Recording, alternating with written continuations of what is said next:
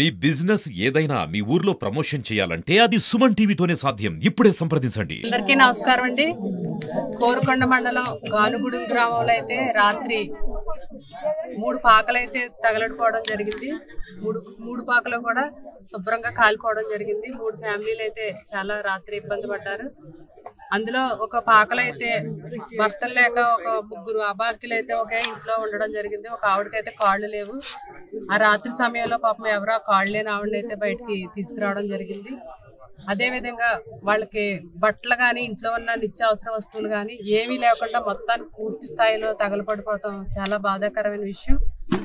మాకు పొద్దుట ఆ విషయం తెలియగానే మాకు ఇక్కడ లోకల్ నాయకులు ఫోన్ చేసి చెప్పగానే తక్షణమే ఎమ్మెల్యే గారు ఇక్కడికి వచ్చి ఇక్కడ పరిస్థితులన్నీ చూసి తక్షణమే వాళ్ళకైతే ఆర్థిక సాయం ఒక్కొక్క కుటుంబానికి 10,000 చొప్పున 4 కుటుంబాలకైతే ఆర్థిక సాయం చేయడం జరిగింది.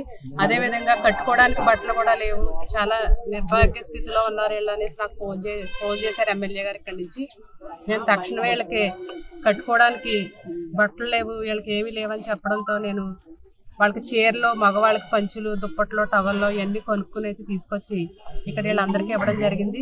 అదేవిధంగా మా నియోజకవర్గంలో ఇంత అలా కాలిపోవడం మాకు చాలా బాధాకరమైన విషయం.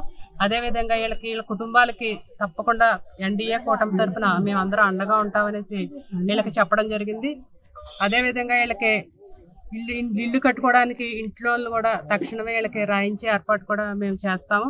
అదేవిధంగా మా పర్సనల్గా కూడా వీళ్ళకి ఇల్లు కట్టుకునేటప్పుడు కూడా మా పర్సనల్ సాయంగా కూడా మేము మా సొంత సాయం కూడా చేస్తామని తెలియజేస్తున్నాను. ఈ కాలిపోయిన కుటుంబాలకి ఎన్డీఏ కూటమి ఎప్పుడు తోడుగా ఉంటుంది. ఈ కాలిపోవడం కూడా చాలా బాధాకరమైన విషయం. ఎందుకంటే వీళ్ళకి ఏ విధమైన సాయం లేకుండా గిన్నెలు కానివ్వండి, ఇంట్లో వస్తువులు కానివ్వండి, బట్టలు కానివ్వండి, బీరువాలో డబ్బులు కూడా దాచుకున్నారంట. అవి కూడా కాలిపోవడం చాలా బాధగా ఉంది. పొద్దుటే ఇలాంటి దురదర్శ పరిస్థితులు అందరినీ చూడడం మాకు చాలా బాధగా ఉంది. మేము చేయగలిగిన సాయం అయితే మేము చేసాం. గవర్నమెంట్ తరఫున కూడా వీళ్ళకి పూర్తి స్థాయిలో సాయం అందేలాగా మేము ప్రయత్నిస్తామని తెలియజేస్తున్నాను. అందరికీ నమస్కారం.